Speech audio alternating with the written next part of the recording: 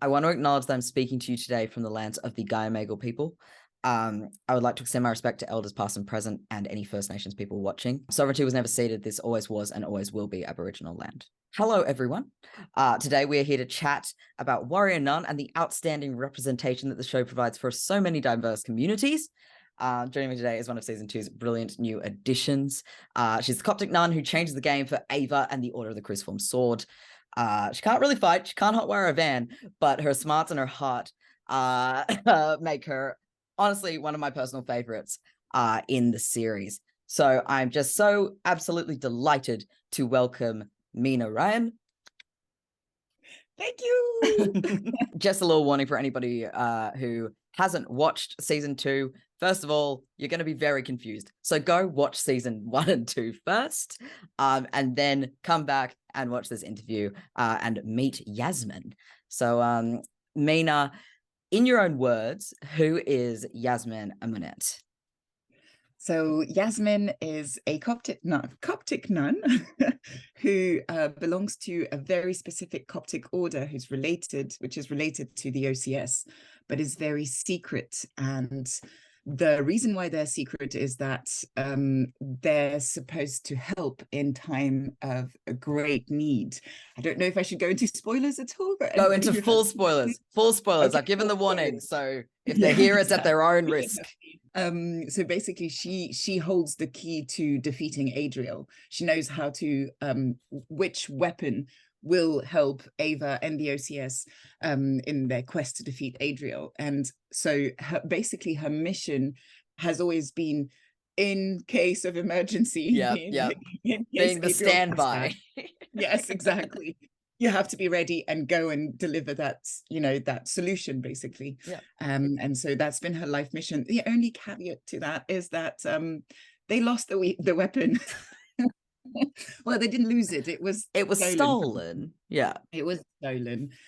So her primary mission has not just been to protect the weapon, but to retrieve it. And so that's the first part. And then once she gets it, she has to deliver it to the OCS and the Warrior Nun. So that's who Yasmine is. I mean, that's what her mission is. That's not exactly who she is. Exactly. So what sort of initially led you to the role? I know Simon sort of hinted with me that a few people had auditioned in season 1 for certain things. Were you sort of on that same journey, or? No, I hadn't auditioned for season 1. I had no knowledge of Warrior Nun, to be honest. I mean, I had seen it like on Netflix, but I hadn't watched it, and I watched it when I got the audition. So I didn't know anything about it, and then I researched it, and I was like, okay, what is this? When I started watching it, I was like, I love it. I want to be part of it. And I'm very, very happy and grateful because it's been an amazing adventure. And I hope it goes on. I really do hope it goes on. Yes. I know that every actor has sort of, whether it's the canon or whether it's just what they use to prepare for a role. I would love to know what you think Yasmine's history is like. Sort of, what her family was like, being a part of that Coptic order. Anything like that. Yeah, so I was given a couple of things by Simon. He was like, hey, ask me anything. And so I sent like a novel of questions. Awesome. And he answered quite a lot of them, and then some of them he was like, hey, you're free to choose here. Cool. So very much. I mean, maybe it's going to be developed in like season 3 or season 4, whatever. However many seasons we get. 5, 6, 7, 8. Yes. Exactly. She's a very bright person. Yes. She's been part of that order since the beginning. Like it's never been, a mystery that you discover when you're 11 and you get a mail in the post that tells you that you're a wizard. But she's always known about it, and she's always seen the women around her to retrieve the crown of thorns. So it's always been known to her, and it's always been ingrained in her somehow that this is most important mission of her life. She has to dedicate her life to that, and she had for that purpose she has to be as knowledgeable as possible, aware of everything and anything that's going on, any rumors, and not just like not just the action side, but very much it's more of a spy kind of mission, rather than like an action kind of mission. So yeah, she's been educated at like the best universities. I still am wondering how they fund all of this, because although like most of the education in Europe is free, so well, yeah. But yeah, she's very bright, and so she's gone to like multiple universities. We were like, okay, at her young age she already holds like multiple degrees in journalism. She's doing her PhD in archaeology at La Sapienza, but she's already studied, I mean, her first, you know, port of entry would be the UK, so hence the accent, going there very, very early on, because we were wondering like what accent should she have and all of that, and we're thinking if she studied at like some of the best universities in the UK, to be able to be there very, you know, at a very young age, she would have like gotten that accent in.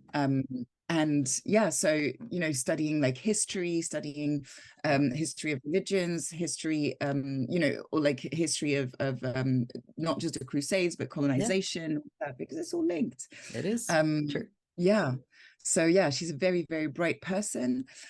But the downside to that, to the mission, not to the fact that she's bright, but to the mission, is that she's very focused on that. And so she's laser focused on that mission. She doesn't have the time to like really make friends. And also she's got a huge secret that she cannot just share with anyone.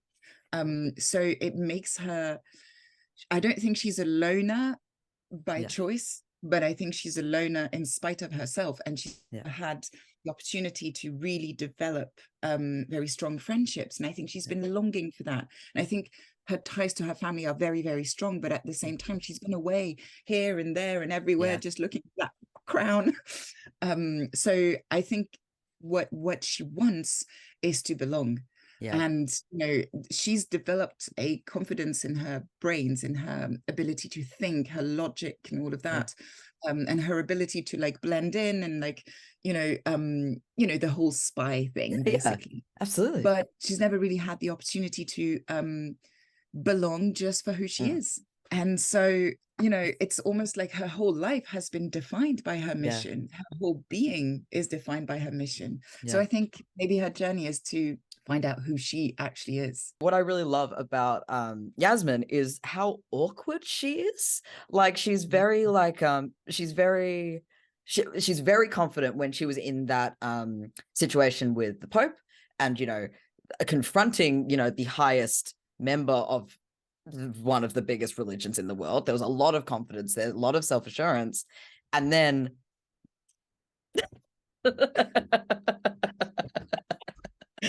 Oh, I love him. Cool. But yeah, and then when she was sort of faced with a more human interaction, she was very like, ooh, I don't know how to approach this one, you know what I mean? I think it's very much, you know, experience. I think she's used to, I think we get better at anything that we do again and again and again, right? Definitely.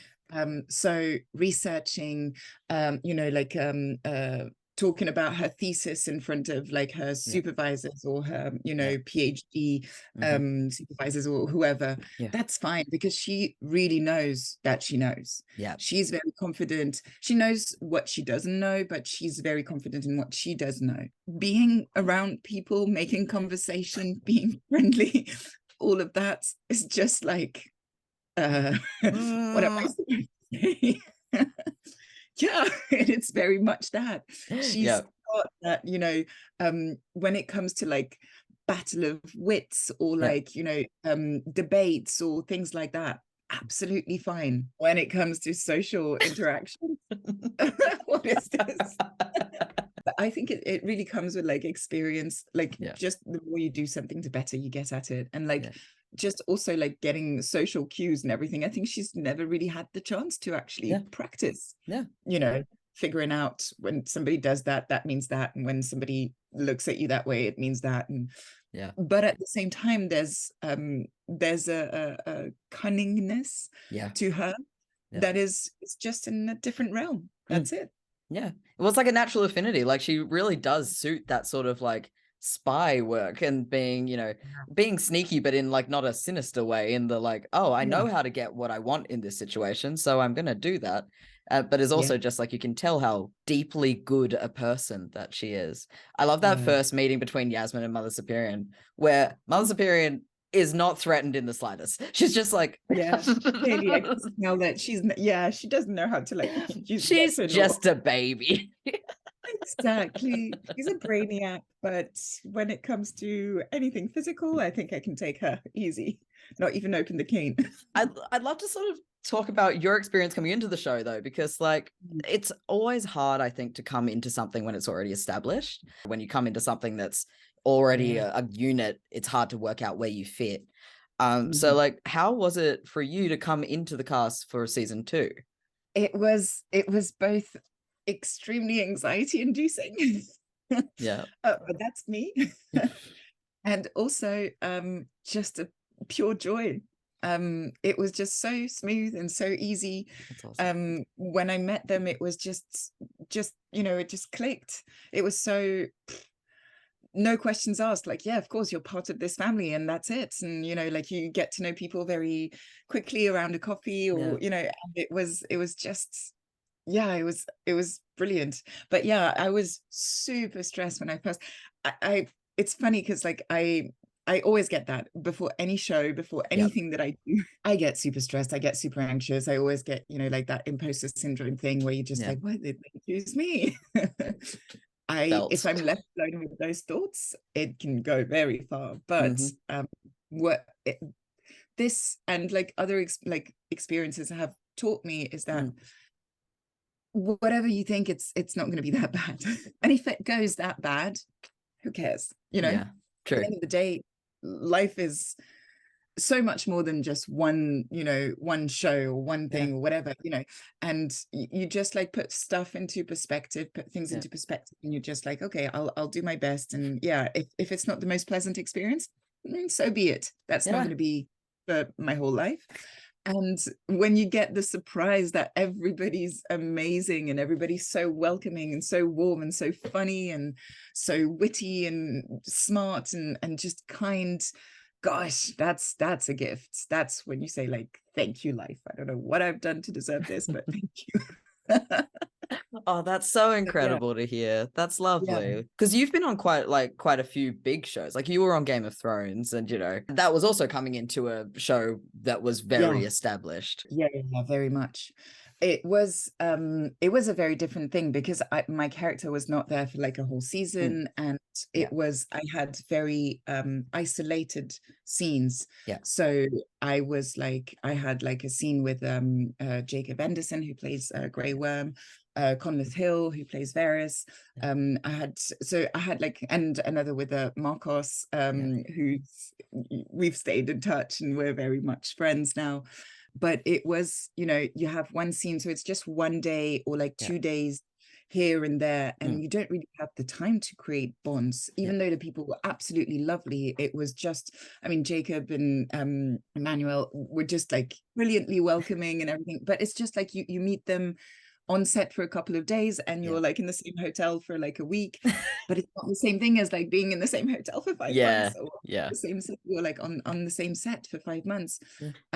So yeah, it was very different, because even though everybody was so nice and welcoming, and Conleth was like, I mean, working with him was, I still like think about it sometimes, and I'm like just blown away how amazing he is, and how much of a generous actor he is, and how kind he was on set with me. And but yeah, it's not the same thing as spending months and months with people, and knowing that you're going to spend months, so really making the effort.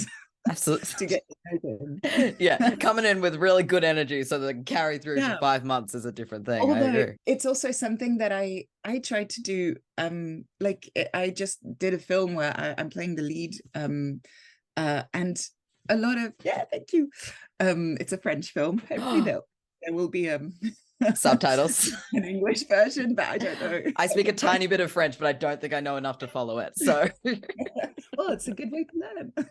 True. Yeah. I know that like whenever people come for just 1 day or 2 days, I always try to make sure that like people are welcome, people feel at home and don't feel like, oh, I'm just here for a day and then I'm gone and then we're never going to talk again. No, I'm like, hey, you were amazing in that one scene, or like those 2 scenes that we filmed in that day, and let's stay in touch. Or, you know, I guess it's kind of my idea is, whenever it is in my power, to just make people feel welcome and comfortable and you know, at ease, so that we can also like do a good job. I don't think that we do a great job when everybody's super stressed and everything. True. Very true. So yeah, I try to make that happen, and that's what I got from the cast and the crew and everybody involved with Warrior Nun. Everybody from, you know, I mean, I'm not saying just the cast. Everybody was just so nice and welcoming, and I'm very grateful again. That's incredible. No, that's incredible. It's very clear on screen when people don't like each other. Like, you know, you can, no matter how good an actor is, you can always tell there's some weird vibe going on. You're just like, no. So like sexual tension, sexual tension, or do you hate each other? It's sort of a fine line. So yeah, one of the things I really love about Warrior Nun, and I know that a lot of fans love a lot as well, is just how easy it is to watch, because of how natural the interactions feel between everybody. How many languages do you speak? Sorry, I'm just distracted by that, because you speak French. I speak French. That's my mother tongue. English. Well, I try to. I speak Moroccan Arabic, but it's kind of like a bit rusty when I'm not like, you know, like if I go back to see the family, like it takes me a good week before I can actually have a conversation. And I know I learned Spanish when I was in Spain for Warrior Nun. I had never learned Spanish before. Oh, awesome. Because I learned German in school. I did German for 10 years, and I have to say, like, I kind of understand it, but I don't practice it at all. So I'm just like, Entschuldigung, ich spreche nicht. So yeah, but I'm also like, I love languages. I just find them fascinating. And just, you know, like I'm not going to go into it, because otherwise it's going to be another hour.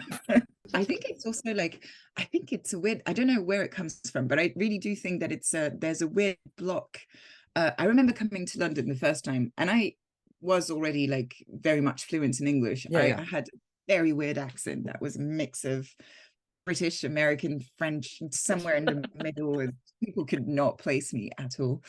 I remember being surrounded with friends and being in a conversation, and I had ideas and I wanted to express myself, and it would not get out of come out of my mouth.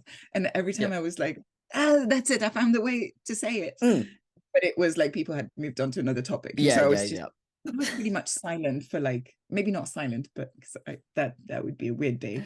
The day I'm silent. But very much silent for like a good 3 months or something. I just it's almost like my brain and my mouth were not completely connected. But then you just have to push through the embarrassment of making a fool of yourself, just sounding ridiculous, and just do it. I think to see like how you start thinking in a different language, and like the way you place your words is very different. Like German, I mean, I don't know about Swedish, I have never studied it, but in German, like the way that you put your verbs at the end and all of that is very, very different from like English way of saying things, or like English and French are quite different, or you know, Arabic, like where you put like the verb first before the subject. I mean, the moment you start thinking in that language. I love accents. Like I find accents so interesting for that reason. I love that as well. I love that. And that was like during the pandemic, because I mean, for a while there was not much work. I started teaching French online. So I was like, that's okay, amazing. I'm just gonna do it, because I love languages. So I started teaching French, and like part of the way I taught was I taught the way you speak and like the way you place your tongue, like basically the accent, because like there are some words in French, if you don't pronounce them well, it's I remember that. Yes, weird like quid pro quos, and you just kind of want to avoid those things. Yes, And it's yes. true that like for most other language speakers, you don't have some of the especially the vowels. Yeah. Like obviously everybody talks about the R, but I don't think like if you don't pronounce your R, it's not the most important thing. I think the vowels are much more important. Yeah. And we've got a ton of vowels in France and like in French, and especially the U and the U. Yeah. Most people like from other languages, speaking other languages, have a hard time pronouncing U, and that can lead to a lot of like misunderstandings. So yeah, we're like spending a lot of time trying to explain to my students how to pronounce things and all of that. And I was, you know, diving deep into the language and my own language, my own native tongue, and I was like, gosh, I'm learning so much. It's just, you know how they say like if you want to learn something, teach it. Yeah. That was like a perfect example for me. I was like, wow, I am diving into this, and it's so fascinating and so interesting. Understand like where it came from and like how actually quite logical a lot of it is. Yeah. Compared to English pronunciation. What is No, that? absolutely not. I can't even. I mean, really, it's just like, nah.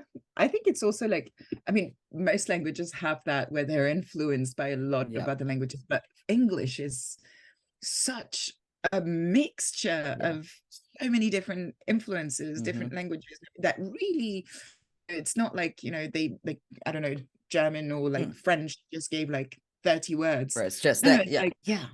I'd love to talk about Yasmine, sort of what she brings to like the collective unit of the group. Like, I just find her such a delightful and like necessary counterpoint to the organization.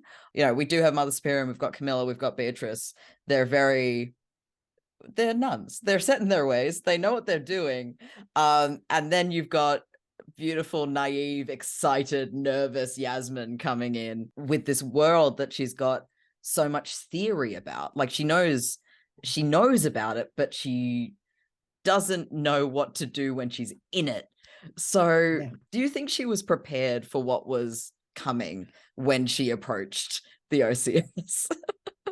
I think she thought she was prepared. Right. I think she was kind of, you know, some people who are like, yeah, how would you fare in a zombie apocalypse? I would be like such a badass. And you're like, actually. Or like, you know, on like Survivor or something like that. And you're like, I wouldn't last a day. Yes, exactly. That's pretty much what Yasmine I mean, I think she was prepared to a certain extent. Yeah. But being confronted with the reality, especially when she sees like, you know, the dead nuns in the first like the first time she meets Mother Superior and Camilla, I don't think she's seen a lot of that. She's you know, and I think like she's obviously like when they meet, she's already been there for a while when she sent the when she sent she lit the signal, and she's probably had not time to process, but like she's seen it. She's seen it. It's not the first time she sees it, but it's extremely shocking.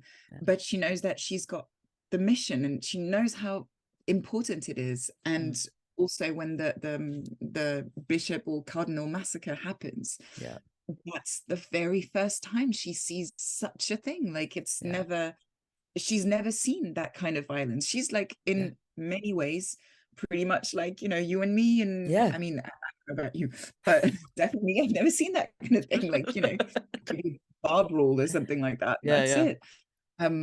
But this is something that she knows she has to be prepared for. But I think knowing and actually having the experience of it is very, very different. So I think it's like it's part of her journey as well, like seeing that it's not that she's ever thought that it was a game, but it's kind of, you know, there's like the whole excitement of knowing about it, knowing about this ancient order, knowing about, you know, this thing that nobody else knows, like in the whole world. Most people have no clue what's going on, and she's got that secret and everything.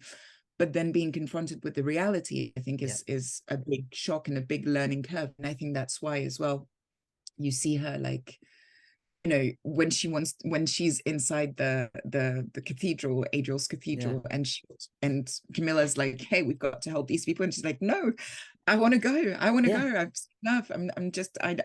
I'm not prepared for this. Yeah.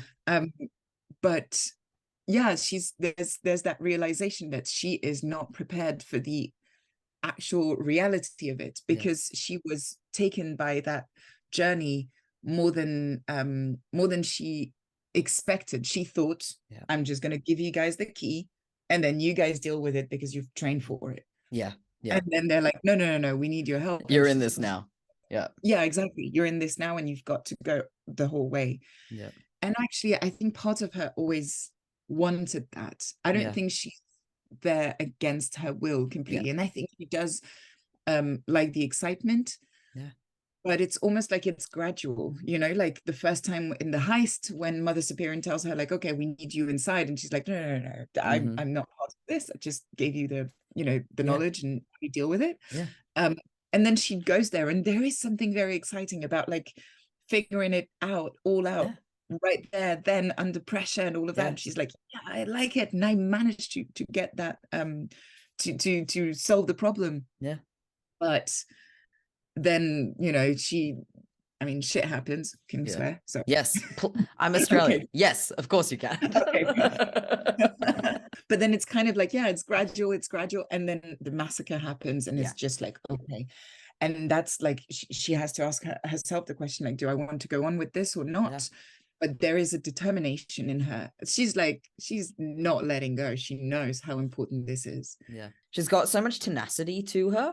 And you see that with that first heist, that because she's, you know, she is so hesitant. She is scared. She comes in and she does go, oh, I can do this bit. I know this bit and I can do it and you guys can't. You know what I mean? It's like, which is a lot of the time I think it's a very human experience to feel needed.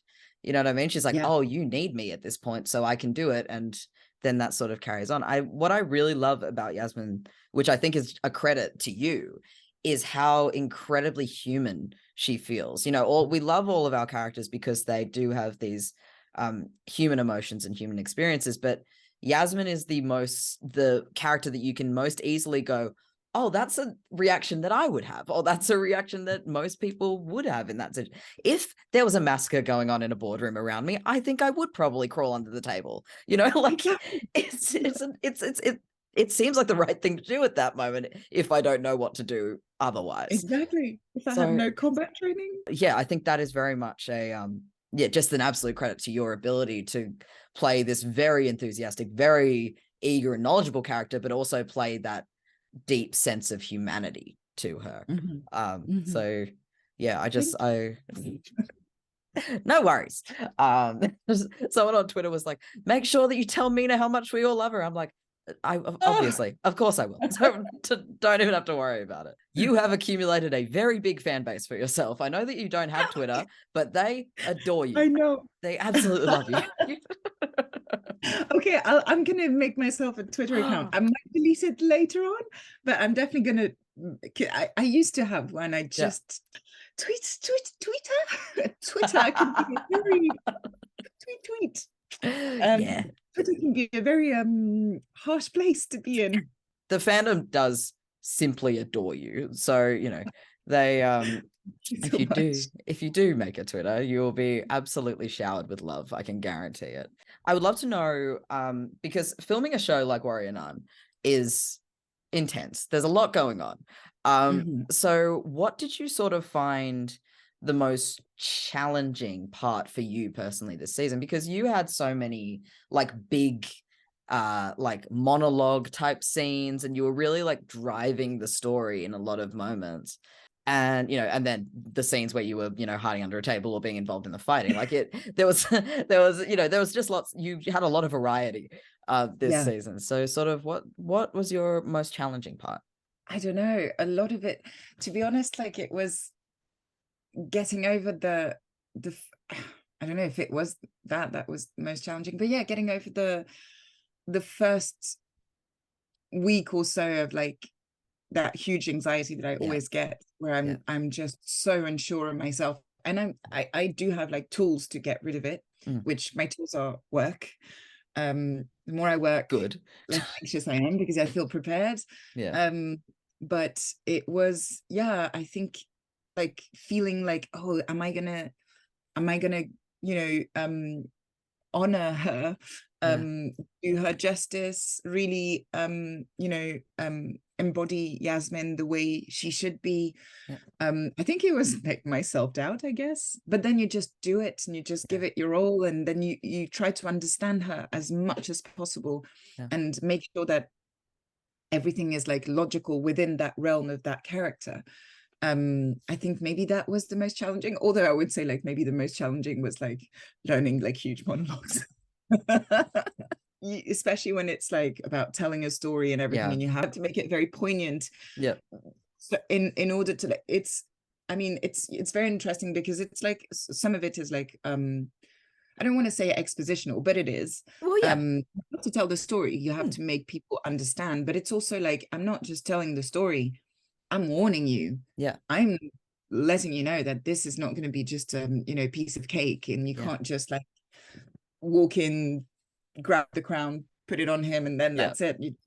It's very much like a warning, and it's very much so yeah, it's finding the reasons why you're doing or you're saying anything that you're saying, or you're doing anything that you're doing, which is like what you do when you analyze a text, any text, like acting. Absolutely. That's what you do. But yeah, it was, some of it was like, okay, why am I saying this now? How am I, when it came to like the big monologues. But I think it's I don't know if it's like challenging. I think it's just part of what acting is as well. And that's it's exciting. It's exciting. I love those those sort of monologue moments from you, especially when you're explaining the Adriel story. That it's a beautiful, it was cut together beautifully in the show. With, it was brilliant the way they did it. That was so interesting. And like when I was talking to William, he was like, oh, it's like that receiving the story from somebody who's there versus receiving the story from somebody who's had it written down for them. There was probably discrepancies in both, but so which one's more true? Which is just exactly like the struggle that everyone has with history, right? When history is written by the people who win it, you're never going to know what the truth is, really.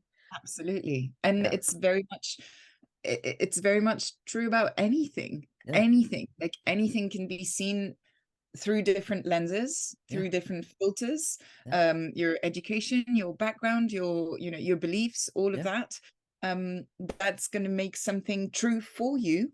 And that same thing is going to be a different truth for somebody else. It's just a question of perspective. And of course, and I found it very, very interesting the way it was done.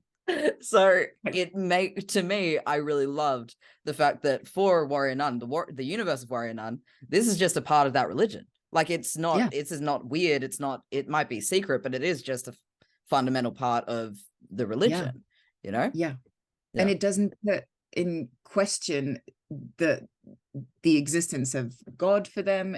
I mean, I know that like Ava is not necessarily, pretty much a skeptic, I would say.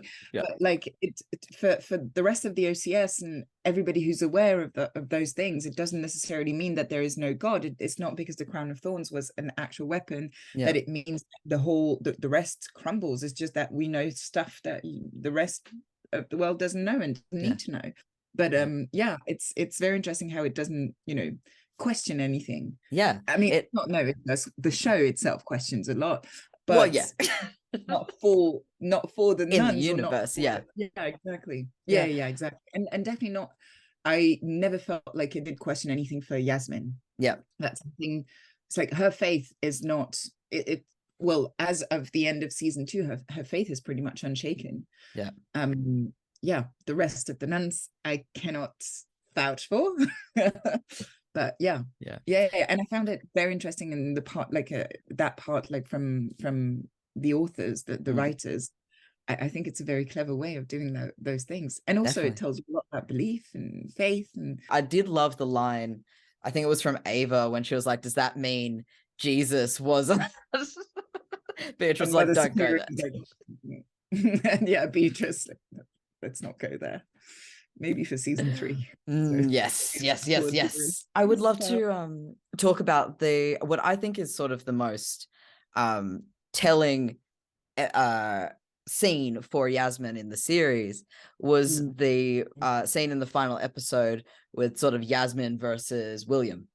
That little fight, it really was, it sort of set or shaped Yasmine's trajectory to be a very similar arc that Ava had, and also a similar arc that the first Warrior Nun was that Aurelia had. You know, there it was, you know, from knowing not very much to finding her strength with her sisters, and then being able to take on this massive foe. You know, William might not be Adriel, but he became this point of deep fear for Yasmine, obviously, from that first meeting in the boardroom. So, you know, how was that scene for you to film? And also, I guess, approaching the fact that she was able to use her brain, as even if she didn't have all of this, you know, fight know-how to come out of that victorious. I think it was very interesting because she's not like, I mean, Yasmine instinctually would avoid the fight. Yeah. She would just run or hide or find a way to, you know, be sneaky to get her way without like getting in harm's way. Yeah. But, and I think if that had happened, I don't know, a few episodes back, it would have been a very different scene. I don't exactly know if she would have come out of it alive or maybe, but it's definitely to me, the first time she's ever killed someone. Yeah. And she doesn't really want to. I really don't think she wants to. Yeah. I don't think there is like that. I mean, there is that rage at everything that he's done. Yeah. And everything that he represents as well. And obviously like the fact that she has to defend herself. She doesn't have she can't right now count on Beatrice, even though she's like kicking ass, like just like she's got 12 people down the hallway. Exactly. Yasmine's got her foe up the other end. Like Beatrice, can you just wait a second? Beatrice. But I think it's like it's like a bit of her confidence is there. Like now it's like that journey has started. Yeah. And she knows that she doesn't have like the strength. She doesn't have the training. She doesn't have the experience. She does have the brain. Yeah. But she's you have to be the brains have to be timed perfectly well. Yeah. And I think also him mentioning Mother Superior is also what makes her like really like, no, I'm not giving up. And I think that's the thing about Yasmine. She just does not give up. She is relentless, just like she was with the Pope in the verbal joust. This one, it was like physical jousting, but she just will not give up. If she's got the fight in her, she's still gonna go for it, and she's still gonna try. But yeah, it was a very important moment, and it was a very defining moment. I mean, this journey has been like full of defining moments for her, and this is the first time that she's like, I have to be able to count on myself. Yeah. And I cannot not just count on myself like on my mind and my sharp wits and everything. I have to be able to defend myself. And I think it's also like part of what really confirms her being part of the OCS and her willingness to like, you know, because I think like maybe like when you meet Yasmine at the very beginning, I think she wouldn't have been like, hey, you're gonna go train and like maybe like, you know, maybe at one point kill people. I think she would have been like, no, that's not what I am, that's not who I am, that's not what I do. But it's a realization that you have to be able to defend yourself. And I don't think she would have like, you know, I think she's just doing that from a defensive point of view. Yes. But it's also like, I think probably like a very traumatizing moment for her that she's going to have to like process the same way that she's going to have to process the whole like massacre and all of that. You know, like it's almost like you're in fight or flight mode and or fight, flight, freeze, spawn. But sometimes if you're trained enough, you're going to have that instinct to fight, and that's what she needs to do. Totally agree with you that it was that moment that Mother Superior was mentioned that she really sort of like clicked on. There was no need for her to be ruthless. She didn't, it was clear that she didn't want to fight. She did what she needed to do, and then she stayed away from him. She was just like, I don't need to be violent because I've done what I need to do because my brain did the work for me. I mean, just as she is, it's very sharp, it's very precise. Yeah. But it's not looking for conflict, and it's not looking to, you know, go overkill or anything. Yeah. It's not very much full of rage, I don't think. Yeah. It's just I necessity. It is very much that. Yeah. I do so much for Yasmine. That is sort of it. Like when the entire season, I'm sort of looking at her, I'm like, babe, you didn't know what was going to come. Like you didn't know what you were getting. Like you knew, clearly you did know, but you didn't know, you know? Exactly. That's exactly that. It's very much, you know, the theory versus the I do love that moment after the and love is, you know, but I love the moment when she's on the ground. She's like, I'm gonna stay here and bleed for a while. I think that is, it's very, it's almost like a little bit of a, it's comedy, but it's such dark comedy in that moment of just being like, you know, she has done all that she needs to. She needs to have a rest, you know, like she's, you know, there's nothing else she can do at that point. Absolutely. But I love that she actually has to be told by Beatrice. Yes. No, you've done enough, because she can see that she is in distress. She is not, I mean, obviously if she did have the time and it was not in the middle of a crazy mission, she would probably, like, Beatrice would probably be like there to like calm her down, because she's gone through that at one point in her life.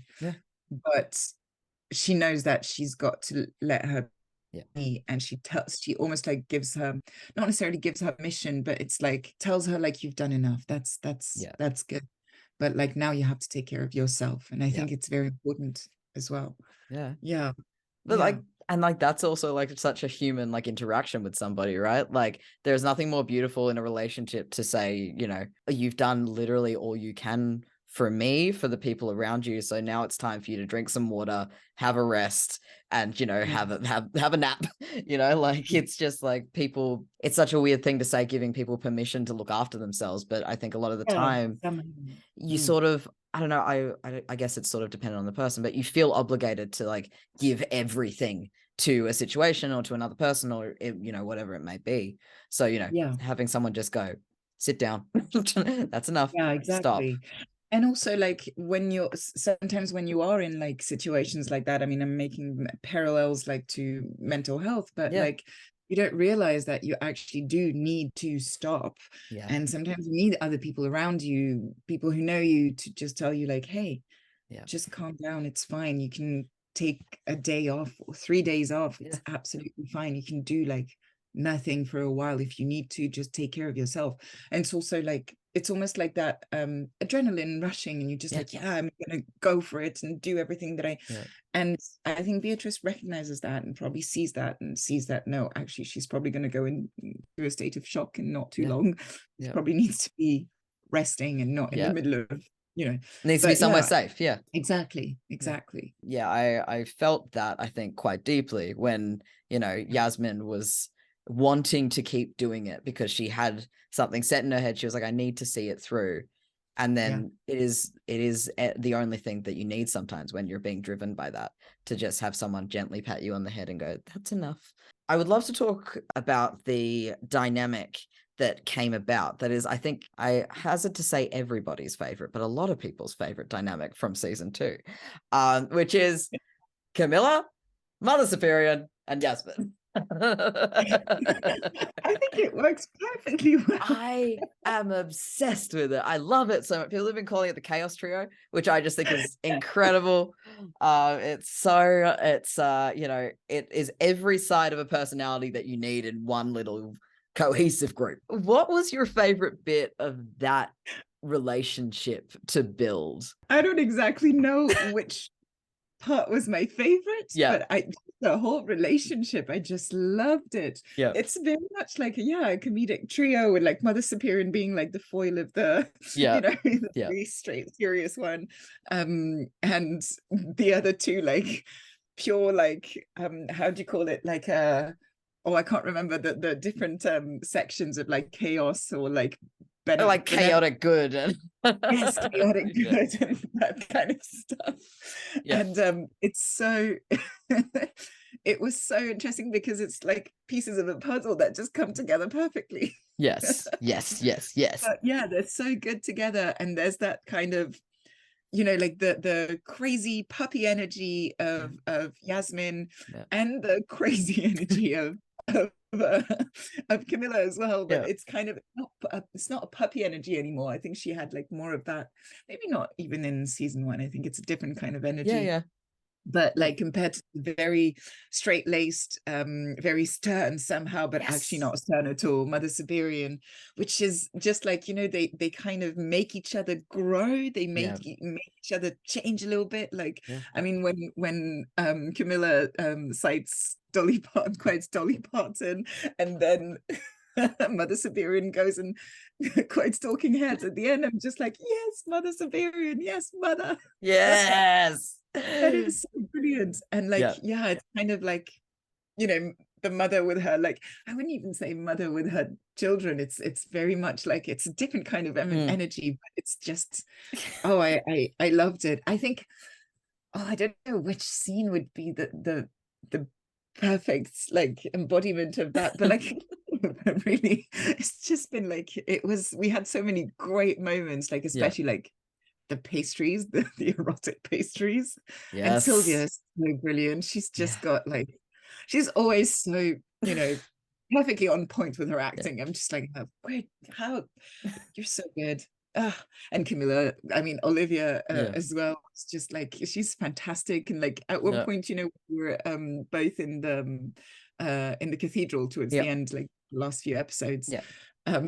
But I think part of the crew, especially like I think hair and makeup, but I think like more people from the crew called us like Pili Mili, which are like a duo of like twin sisters from like I think the 90s, or like I don't know if it was the 90s or 80s in Spain. And it's kind of like, you guys are like Pili Mili, like together and like tick, tick, tick, like kind of like almost like chipmunks or something like that. It was brilliant, you know, that kind of and also like obviously like off screen we're just like getting along so well. It just makes everything so much easier. But yeah, no, it was brilliant. I think every single one. I remember, I hope we get bloopers at one point, because like I don't know who to tell, who to talk to, who to call to get bloopers. Like, please, guys. But there's like a moment I remember where she's like, we've got to like we've got to go and we've got to help people. We can't just leave and everything. And I'm like, no, I want to leave. And she like grabs me by the, I don't know, the frock that I've got on. And then part of it just stays in her hand. And she's like, okay. Oh my gosh. And it was just like tons of moments like that. It was just like, sometimes it's, you know, we do the like craziest, I mean, I don't do the craziest stunts. They did. And the stunt team, who are, I will never stop praising them. They're absolutely amazing. And so lovely and so fun and so full of beautiful energy. But yeah, craziest stunts, and then there's blood everywhere and everything, but there's just laughter all along, and it's just, that's what makes it brilliant. That's what makes it worth it. It was that trio. I really hope we see more of them, because I'm like, aside from every other reason why we want the season 3, I just need more of you three together. The interactions between you three is there doesn't need to be a lot going on. It is just the way you speak to each other that is so funny. Like the moment where Mother Superior says, you know, do you know how to hotwire? And Jasmine's just, no, like, okay, Camilla will teach you. It is so funny. Like, that sent me, because I'm like, oh, of course she doesn't, you know. Like, what you were hoping she would, what? Like wishful thinking. Yeah, exactly. But I love how, like, you know, it's like it comes naturally. I mean, I've done more comedy, I would say, on stage than I have on screen. But I remember, like, it's always been like, no, the comedy does not have to be like super heightened or anything. You just have to live the character's truth in that moment, especially when it's like situational comedy or stuff like that. You just have to be truthful. That's it. It's pretty much just the same as acting. It is acting. But it's and it was just like those three characters' truth together. Just make a beautiful moments. Oh gosh. Brilliant.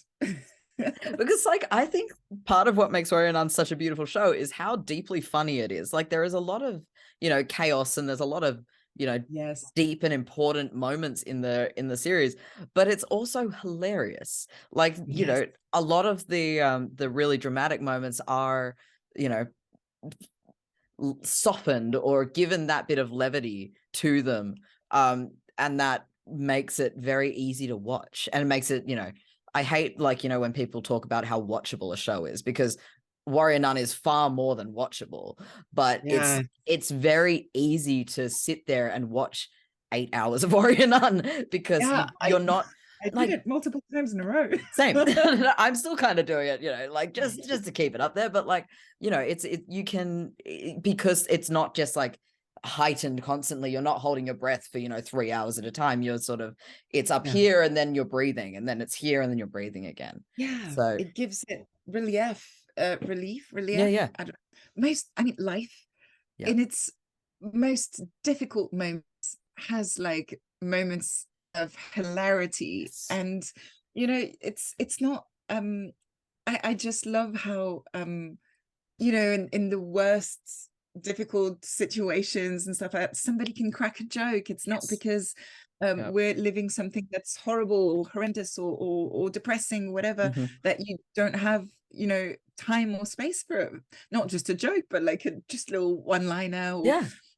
And I think that's also what, I mean, that's what life is. It's not just drama or just comedy or just that's what makes a show, not just a show or film or whatever, you know, truthful somehow. But I mean, my favorite comedies, or I don't know, I'm thinking of different films or whatever that I've seen, and I'm just like, it's like that mixture of comedy and real difficult moments and everything that makes it really interesting, and you want to you also like get attached to the character more, because it's the truth of being human. Well, exactly.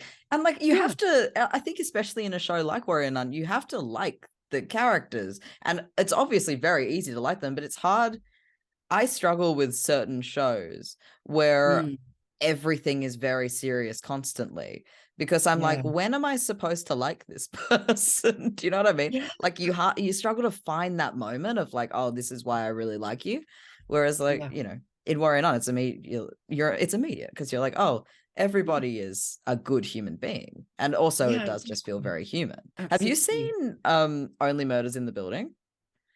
I have. I haven't seen all of the. I think I've seen just like 1.5 seasons. I haven't gone through. I started watching it not long before I went to shoot that film in France. So very fair. But no, I think that's another show that's very it's very good at going.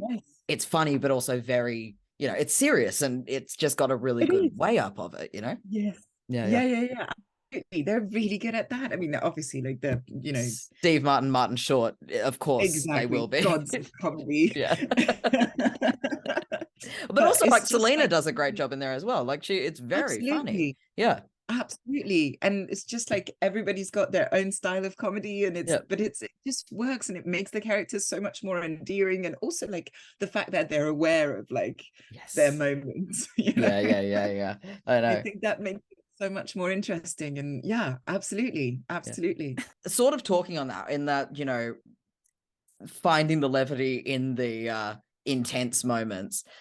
Christina mentioned that the filming of the Ava falling out of the building scene took a very long time. That was the hardest.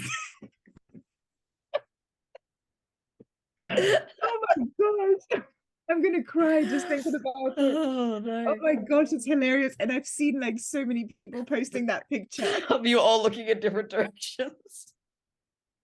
And actually, if you pause, like, because I actually like watched it, and then like I saw that scene, and then after like when she's like actually falling, you see a cutaway of us again, like following her, going down. And I paused and I took a picture and sent it to Christina and to Jack, and I was like, guys, even when we fall, we look in even more different directions. It's so hard. It was just like, gosh, it was impossible. Yeah. Just like they were like, okay, just like take it, like I don't know if it was like 4 seconds or something like that. She falls in 4 seconds. She's gonna be there. So they gave us like a beginning point.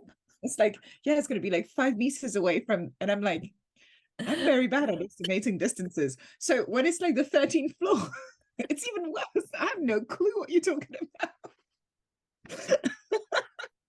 And then the speed of the fall, I had no idea. And we were all like looking at her, and then it's like top, and you're like, no, but like what? Oh gosh. And then they tried with like a laser. They were like, okay, we're gonna use a laser, so that you gotta follow the laser. It's like the building was not completely even, but she falls like it's a free fall, so it's like vertical. Vertical drop. If you follow a laser against a building, it kind of goes that, and then there's a balcony, and so we were like doing this, and it's like, no, it doesn't look like she's free falling. How many actors does it take to change a bulb? That was so hard. I don't know how long it took. And then we had to like go and like be all emotional because she's like, oh, Alba's on the ground bleeding. Yeah. Oh my gosh. Yeah, no, that was hilarious. That was crazy. Because like I love that scene. Like I watched that scene the first time and didn't notice it at all. Like I didn't notice you guys looking in different directions. I was like, you know, I'm there for it. I'm looking, oh no, she's hit the ground. Like but then I went on Twitter and I saw the picture and I was like, oh, I'm gonna go and I rewatched it. And I like to like watch shows and like hit the space bar so I can sort of go frame by frame. Because I'm a dork. Like I love doing that sort of thing. And so I was doing that and I saw the moment your eyes sort of started going in different directions. Oh my gosh. I'm like, why didn't they just like throw an apple or something? Yeah, just like a bag of flour or something could have gone down. It was a bit complicated because they were supposed to be like 5 meters away from the floor. Yeah. That's one of my favorites. I love that so much.